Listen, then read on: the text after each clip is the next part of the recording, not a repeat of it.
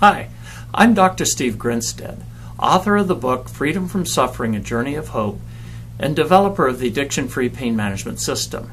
Today I want to talk about a new research article I just discovered in the monthly publication from the International Association for the Study of Pain.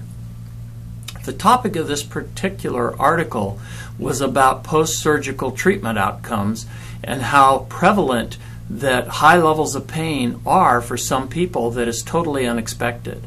They talked about some of the reasons this is true.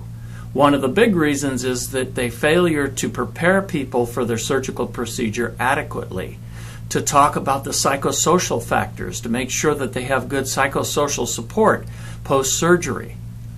The other thing is to talk about the psychological emotional components of the pain.